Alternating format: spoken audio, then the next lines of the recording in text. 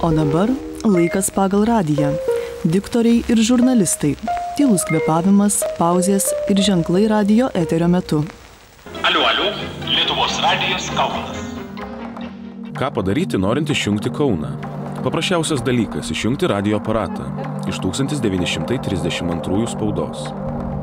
Aš esu Snieguolė Jurskytė Akstinienė. Saulė Gedrimaitė. Antanas Morkūnas. Vilija Morkūnienė. Vytautas Širka. Ramūnas Grumbinas. Vidmantas Putelis. Bernadeta Lukošiūtė. Guoda Litvaitienė. Eugenijus Mikšys. Zita Kelmickaitė. Vytautas Juozapaitis. Kęstas Rimdžius. Robertas Aleksaitis. Mano vardas Tadas, pavardė Jačiauskas. Esu Rimvydas Paleckis. Darius Užkuraitis. Jonas Vilimas. UNESCO generalinio direktoriaus patarėjas Henrikas Juškevičius. Laikas pagal radiją arba tiesiog radijo žmonės. Kaunas, Žalgirio arena. Tai matot, čia tiesų tam darbe labai mažai filosofijos. Aš kadangi esu dirbęs ir radijui, tai tikslumas turbūt svarbiausias dalykas, bet kurio žiniasklaidos priemonės. Ir radijas irgi turi laiku pradėti ir laiku užbaigti bet kokią laidą. Milijono ausimis vadintas radijas prabilo 1926-aisiais, birželio 12 dieną. Šaukiniu Alio kalba Kaunas, Lietuva prasidėjo lietuviško radijo istorija, kuri tęsiasi jau 90 metų.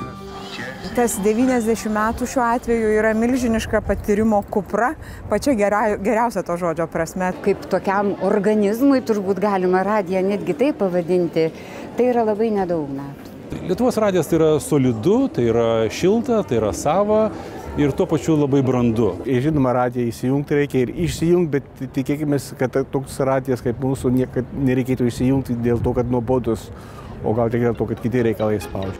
Žaliakalnis, Vaižganto gatvė, Kaunas. Ir žurnalistas Juras Jankevičius. Jungiamės į laidą Labadiena Lietuva. Šiame pastate prieš 90 metų prasidėjo LRT istorija. Galim pažiūrėti, kaip atrodo ta radio studija ir dabar čia dirba kolegos Artūras Matusas, Živilė Kropaitė. Kolegos, laba diena.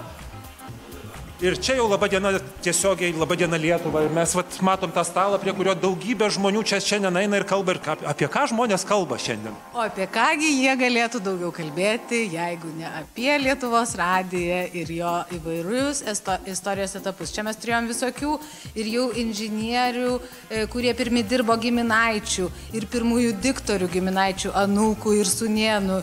Ir apie radijo atmintį, apie pastatus svarbius mes kalbėsim. Žodžiu, viskas žinoma, kad yra susijęs su radiju.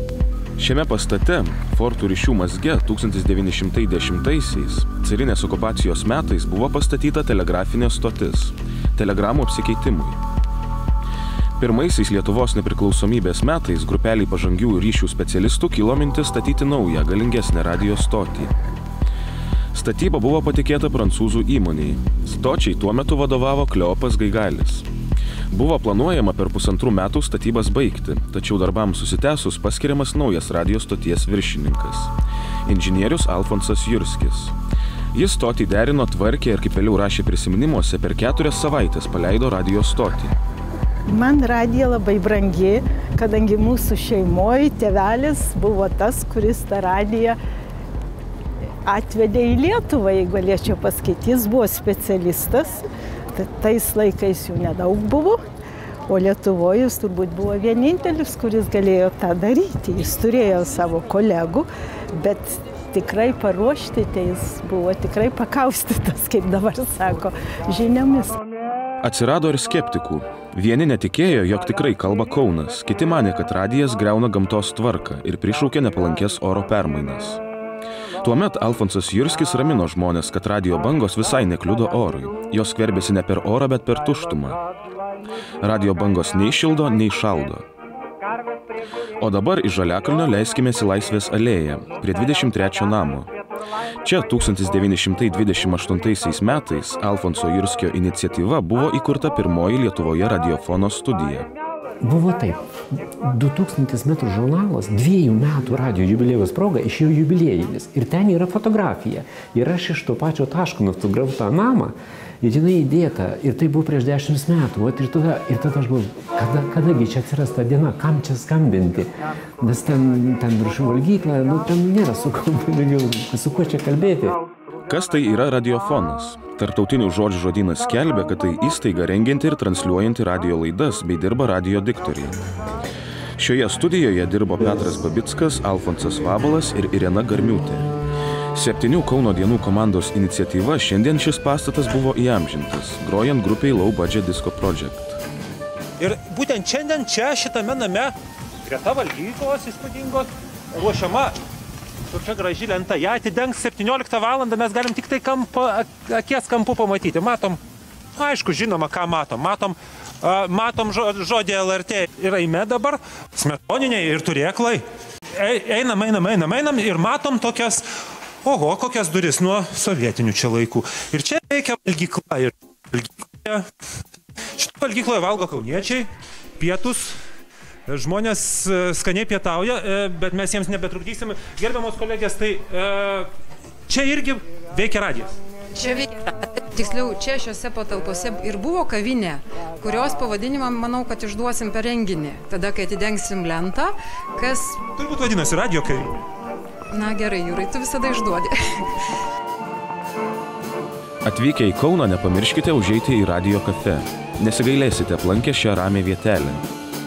O Kauno radiofoną veikimo metu patys galėsite pamatyti, nes kavinė randasi vienoje patalpoje su radio studija. 1928 reklama spaudoje.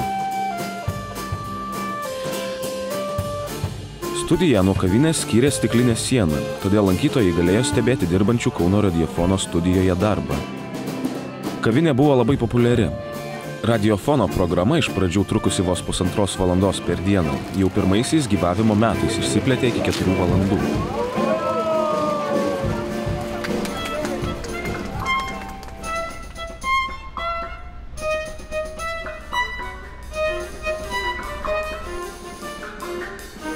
Iš Kauno kelkimės į Vilnių, kur buvo atidengta paminklinė lenta, grojant Lietuvos valstybiniam simfoniniam orkestrui.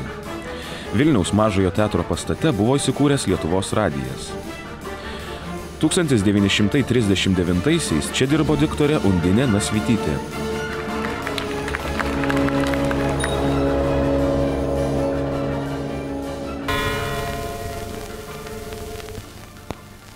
Dėmesio, kalba Vilnius. Labą rytą, draugai. Pradedame mūsų programą. Esu labai laiminga, kad galėjau man padaryti tokią šventę. Radijas. Man buvo kaip šventė, aš ir eidavau į darbą, nes man būdavo baisiai įdomu. Kartais mano kolegė būdavo jau jinai daugiau metų dirbusi, jau jai nebeįdomu, o man atrodydavo, aš nežinau, ką aš gausiu skaityti. Man įdomu, man reikia gyventi įdomu. Ir dabar aš stengiuosi, kad man būtų įdomu. Niekad man nebūna nuobodu. Man gyventi nenuobodu. Grįžkime į Kauną, Simono Daukanto 28A. Čia iš Laisvės alėjos persikėlė Kauno radiofono studija ir dirba iki šiol.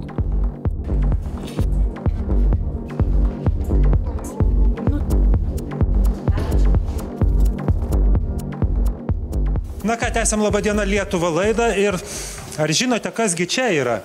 Čia ne radijo imtuvas, oi ne, čia senesnis aparatas. Čia yra tokia rankenėlė, mes ją galim parodyti ir ją galima pasukti, tą rankenėlę.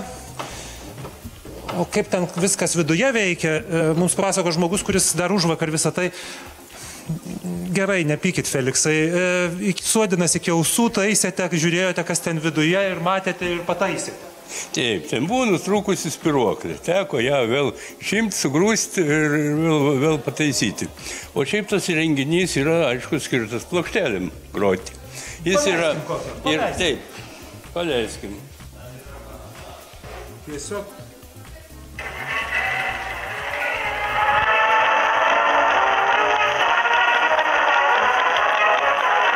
O kas čia? Kur? Ta rankenėlė. Čia yra greitis. Reikia parinkti, nustatyti, kokiu greičiu norint, kad normaliai atkurti. Kai išgirsim Dolskio balsą, galėsim pareguliuoti, ar čia tas ar ne. Taip. Galėsim padaryti bosą arba galėsim sopraną. Taip, po teisybei pagreitinti, palėtinti. Jeigu norim greičiau šokti, šokim greičiau. O, jeigu norim negirdėti, nusukam. Jeigu norim garsiau girdėti, atsisukam. Jeigu kepurę įdėsim. Jeigu kepurę mesim, visai beveik negirdėsim. O dabar mes su Judita Burokaitė, Kauno miesto muziejaus edukatorė, pakalbėsim. Einam, Judita. Mums tai bent jau darbuotojams šiandien net pažįstamai pasikeitusios mūsų patalpos. Iš tokio baisaus, niūraus 30 metų neremontuoto koridoriaus mes turime visą radijo istoriją. Mes matome ir daugybę šitų radijo imtuvų. Kokia jų istorija? Kaip jie čia atsidūrė? Tai jie atsidūrė iš Ryšių istorijos muziejaus. Čia tarpukario radijos, ne, čia yra pokario. Pokario radijos, čia Kauno radijo gamyklos radijos, pirmasis modelis Majak. Vat kaip tik turim 6 modelius. Vienintelio modelio neturim, tai Lietuva. Lietuva yra kaip tik LRT radijo Konarskio 49. Vat galima senelių radijai. Galima pabandyti net kaip eina jinai. Štai, magnetofonas. Ir dar vienas dalykas, labai įdomi detalė šalia šio festivalio radijo imtuvo. Tas rudas pultelis, kaip manote, kas tai? Kas tai? Vat su tokiu ilgu kabeliu. Ilgu. Taip, 6 metrų kabelis. Kas čia? 6 metrų kabelis. Tai distancinis, taip. Distancinis? Taip, prie radijos. Į lovą pasiėmė? Taip, į lovą pasiėmė ir gali nusistatyti. Bangas perjungė? Štai, bangas perjungė ir susirandi stotį. Ir garsą galima reguliuoti? Taip, garsą irgi galima reguliuoti šitą. Apžvelkim, taigi čia yra vokiški, senoviniai prieškariniai radijo imtuvai, juos visada, aišku, galima bus pamatyti atėjus čia į Daukanto 28A ir netgi bus galima pamatyti šituos dar senesnius. Čia kokie tie ypatingi? Tai detektorinės radijos, kuriuom nereikia maitinimo nei iš tinklo, nei iš baterijų. Užtenka turėti anteną prie šito imtuvo prijungti ir žeminti ją. Būtent šita studija, ši studija, tai buvo anksčiau Kauno radiofono studija, dabar tai yra televizijos studija. Mes dar turim 2 labai įdomius eksponatus. Štai šis televizorius. Mato, čia toks prietaisas. Čia yra jame stiklinėme lęšyje vanduo. Kam tas vanduo? Tai yra padidinamas stiklas, kad ekranas už šio televizoriaus, ekranas labai mažutis. Bijau patraukti, nes čia viskas labai jau trapu. Tas ekranas mažiukas ir tokiu būdu jis padidėjo, kaip per padidinamą stiklą žiūri. Čia viskas labai artimai ir viskas labai sava ir viskas labai pasikeitę. Žmonės, kaip nebūtų labai gaila, mūsų kolegų nedaug šiandien, bet taip norėtųsi, kad čia būtų daugiau žmonių. Aš nežinau, dabartinė karta jaunoji mūsų apie tai galvoja, bet tai yra stebuklas, žmogaus balsas. Juo galima išreikšti viską. Ir nuotaiką, ir nostalgiją, ir dabar toks kažkoks gal šiek tiek monotono tame balse, gal ir dabar aš kalbu ir aš jaučiu, kad mano, taip, vibruoja emocijos, kitaip turbūt ir negali būti, bet minties prasme, balso išraiškos formos prasme, turbūt tą patį pasakytų ir diktoriai, radijo veteranai, Regina Sakalauskaitė, šviesios atminties, tai buvo mano mokytoja. Praktiškai matau pirmą Kauno radijo muziejų. Nesakau, kad didelį, nesakau, kad labai gerą, bet tai jau Kaunas turi radijo muziejų. Radijo imtuvas Lietuvoje vis dar retenybė. 1926 duomenimis daugiausia radijo imtuvų turėta Kaune. Beveik 1000 detektorinių ir daugiau nei 450 lempinių. Kaip mes atrodome su savo radijo imtuvais pasaulyje? Tarptautinės radijos sąjungos žiniomis daugiausia radijo imtuvų Argentinoje, kur 100 gyventojų tenka daugiau nei 10 radijo imtuvų. Ir pasak to meto amžininkų, kiek Lietuvoje tenka imtuvų 100 gyventojų, pasakyti drovu. Tuo metu pas mus 100 gyventojų tenka vos 5 radijo imtuvai. Aš jau nebevadinu to grafiti. Tai yra, angliškas yra terminas mural art, sienos tapyba, didelio mastelio piešinys ant sienos. Radijo klausytojas kretingiškis ūkininkas rašė, man rodos paprasčiausias dalykas. Pasakyk, kad dabar tiek ir tiek valandų ir minučių ir visi, kas turi imtuvus, turi tikrai laiką. Turi radijas būti tikslus, nustebtumėte, jeigu 12 val. Žinios neprasidėtų. Ir 10 minučių žinių tai yra labai daug. Tu turi būti labai atidus.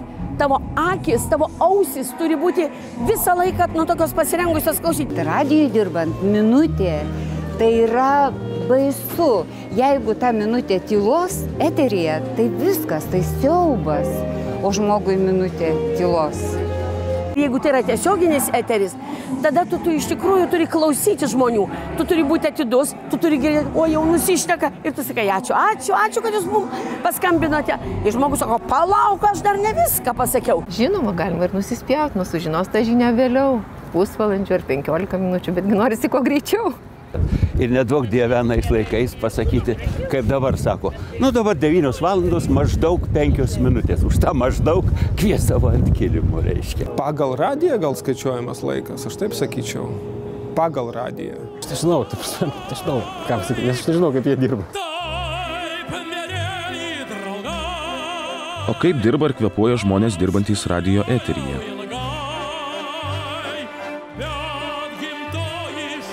Su Lietuvos radiju susijęs tuo, kad dažnai ir Lietuvos radijo klausytojai mane girdi per radiją, nes aš esu oficialus, gal skamba rimtai, bet esu LRT balsas. Tai man kaip pradedančiai niekas televizijos durų neatidarė, man reikėjo pradėti viską radijui. Ir todėl ne vieną reportažą padariau ir netgi laidas vedžiaus, buvo tokia sporto studija, tuo metu vadinosi ir dirbau. Pirmą kartą 97 metais eterį atėjau sporto. Po to dirbau žiniuose, dabar dirbu ryto garsuose. Su Lietuvos radiju susijęs taip, kad kartais imu ir išlendu į kokią nors laidą ir ką nors papliurpiu. Bet ne šiaip daugiausiai dirbu televizijoje, o televizijoje dirbu su muzika. Tai ir radijui kartais tenka eiti ir kalbėti apie muziką. Tai toks mano būdas susijimas su radiju, bet šiaip radijo laidų nedarau. Man pačiai teko irgi šiek tiek dirbti. Amerikoje lietuvių kolonijos turėjo radijo valandėlės ir kaip tai jau reikalavo, sąžinė, kad turi prisidėti prie to. Ir ilgus metus teko būti tokį būrelį. Mes turėjom, kad nereikėtų kiekvieną šeštadienį, reiškia, paskirti tam, tik ateidavo eilė ir vesdavom tas valandėlės. Kaip aš susijęs su Lietuvos radiju, gal aš labiau susijęs su televizija. Tai mano darbas šiandien pačiu Lietuvos radijo eterio žvaigždės.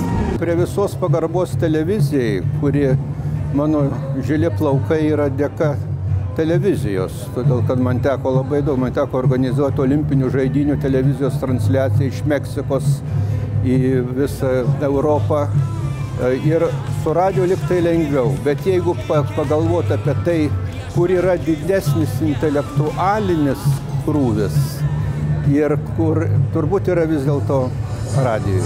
Ir dabar aš džiaugiuosi, kad jau žinias atskaičiau gyvenime. Nes buvo milijonai jų, tekdavo skaityti nemalonių tekstų. Visokios kalbos, Brežnevo ten, 4 vyrais, diktoriai skaitom, po valandą laiko biskį pagroja ir vėl skaitom. Bet tekstą, žinot, ilgi audringi plojimai. Anų laikų medinė kalba, medinis popierinis tekstas, kuris galbūt ir nugludintas, bet jisgi negyvas. O dabar, kada korespondentas šneka su pašnekovu, gyva kalba. Tai ir yra ta autentika, kuri sudaro, pasakyčiau, eterio esmę. Ir Amerikos balsą, žiūrėkime, archyvus klausom, tai yra intonacija balso. Yra to meto ir taip pat ir Lietuvos radijo. Alio, kalba Kaunas. Tai irgi tam tikra intonacija ir dabar jau kitaip ir Kaunas būtų pristatomas. Tai ir intonaciškai, ir muzikinio požiūrių, ir turinio požiūrių. Be abejo, radijos keičiasi, atspindi, nes turi tas žinias teikti. O gyvenimas keičiasi radijas. Aš skiriu tikrai gerą tembrą, skiriu ir, kai kuriuos diktorius, kurie galbūt ir neturėtų dirbti diktoriais, bet šiandien šventė ir turbūt visi tie, kurie yra Lietuvos radijo, šiandien nusipelno būti pagirtais. Ne, aš inžinierius. Mano reikalas būdavo paruošti pultą, paruošti mikrofonus, režisierius atsisėda ir tada jis jau duoda ženklą dirigentui. Pradedam. Iš tiesų, jungiame eterį. Kalbina radijo žurnalistė Živilė Kruopaitė. Ši pašnekovė išties ypatinga, nes būtent jai priklauso Kaunas, nes tai Kauno korespondentė Agnė Kairiūnaitė. Labas vakaras, Agnė. Labas vakaras. Esu įsitikinusi, kad mes tiek kartų kartuojam tos pirmuosius žodžius ištartus 26-aisiais. Alio, alio, Lietuvos radijas Kaunas, kad nuo šiol tikrai visi kauniečiai žinos, kad radijas prasidėjo būtent čia. O dabar, kaip perduoti žinią, kai negali šnekėti? Susišnekėjimo būdai tiesioginė eterio metu. Televizijoje aš sakau visada baikit mintį. Jeigu noriu, kad žmogus baigtų kalbėti, radijui kartais irgi tą gali pasakyti. Lietuvos radijas leidžia himną, reiškia 6 valandą. Ir aš nesupratau, kaip tas buvo, bet aš irgi kartu giedau Lietuva, tėvynė mūsų. Aš kai kalbu, aš nemėgstu fono. Man fonas trukdo. Ir tada aš baksnuoju ausiniais. Pauzė. Aš pauzės darau, kai, tarkim, jeigu aš ten rašyčiau, tarkim, aš dėčiau kabutės, dar kažką. Tai čia irgi vienas iš ženklų, kur tiesiog nutyliu ir duodu žmogui pačiam užbaigti tą mintį. Arba leidžiam. Toliau aš už amžiaus ribų. Jeigu, pavyzdžiui, plokštelės laikas, tai tik tai taip.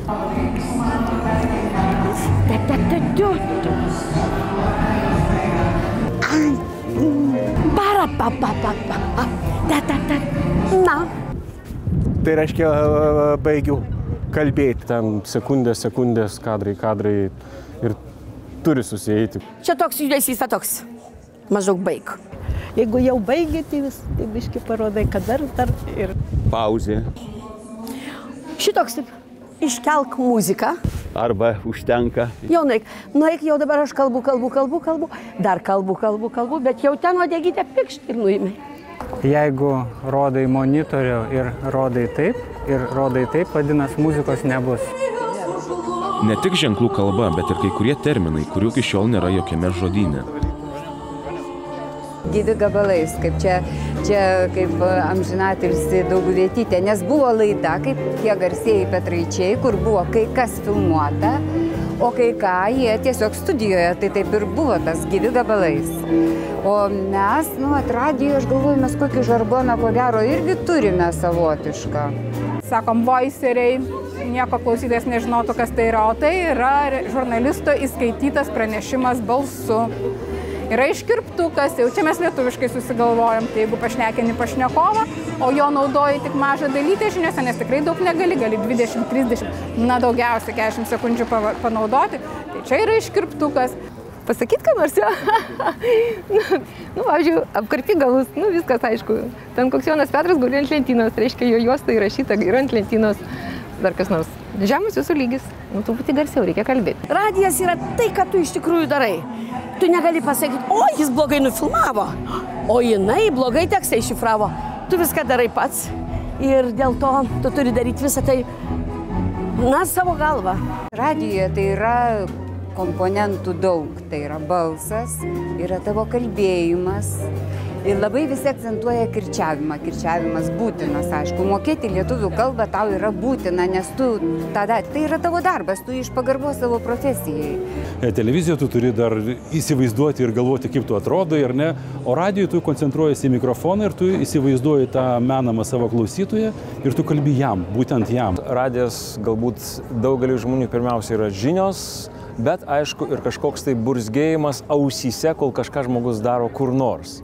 Tas burzgimas, turiu omeny, muzikinis burzgimas dažniausiai būna tas, kuris labiausiai žmogų arba nervina, arba atvirkščiai, sakyčiau, prikausto, galbūt padeda kažką tai daryti ir panašiai. Nes radijas yra begalinės galimybės ir labai didelės galimybės. Televizija tikrai tokių neturi. Ir net ir senyvi žmonės, kiek pastebėjote, sako, kad radijo mums labiau reikia negu televizijos. Televizija pririša.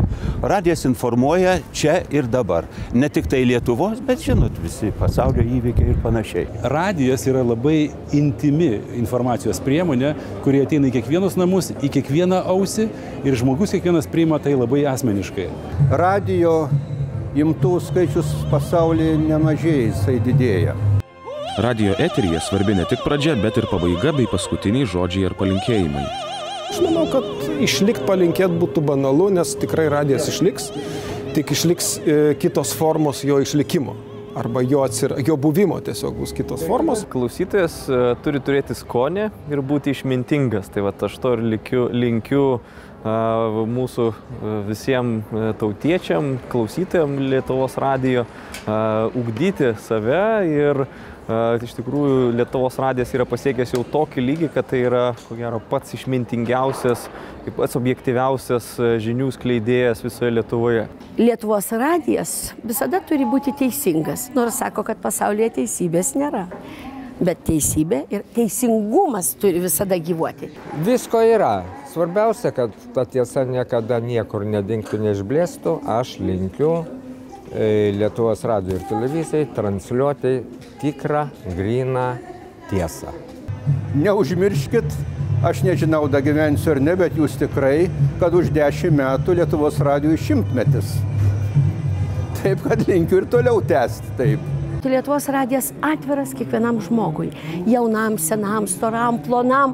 Bet kokios partijos, bet kokios įžvalgos. Mes turime gebėti visi susišnekėti. Klausytojų ir toliau mūsų klausyti ir būti tokiems patiems reikliems kaip iki šiol, skambinti mums, rašyti ir sakyti visas pastabas, pageidavimus, mes tikrai stengiamės atsižvelgti į viską, o darbuotojams likti tokiems patiems kūrybingiems ir reikliems vadovams ir visą laiką mintiems ant kulnų. Kai ir manęs nebus, kad mūsų lietuvių kalba graži būtų ir toliau, kad skirtų dėmesio ir jaunimas tai kalbai, kuri gražiausia pasaulyje. Tegul 90-metis būna Lietuvos radijo tik tikra ta gera pradžia, nuo kurios prasidės tikras gyvenimas, į tikrą mūsų laisvos Lietuvos ateitį. Aš manau, kad 90 metų dar tai puikiai pradžia ir tikiuosi, kad dar po 90 metų bus dar didesnis grand renginys ir dar daugiau žvaigždžių. Sėkmės. Lietuvos radijas tai esame mes. Lietuvos radijas man asocijuojasi su laisvė. Bet ne ta laisvė, kur tiesiog laisvė. Bet laisvė atsakingai skleisti, laisvė atsakingai informuoti. Ir tos laisvės ten yra daug, bet ta laisvė yra pastatyta į tam tikrus profesionalumo rėmus. Nemanau, kad Lietuvos radija, kad apskritai radijas turi dingti. Jisai keisti savo formas, jis kaip chameleonas, keičia spalvas, keičia kažkokią tai būti, bet jisai išlieka. Tai ir Lietuvos radijo išlikti ir be išlikti ne tai, kad radijų, tarkime, tik pagyvenusiems žmonėms arba tik tam tikrai kartai. Aš noriu, kad Lietuvos radijas būtų radijas visiems. Lietuvos radijas, mūsų meilė, su kuriuo mes pradedame rytą, pradedame kiekvieną dieną, mes norime jį girdėti nuolatos, kad ir mūsų tėvai, kurie iki šiol klausosi, jie neįsivaizduoja savo kiekvienos dienos be radijo. Aš norėčiau, kad radijo niekas neišstumtų ir visada mes pradėtume dieną su Lietuvos radiju. Manau, kad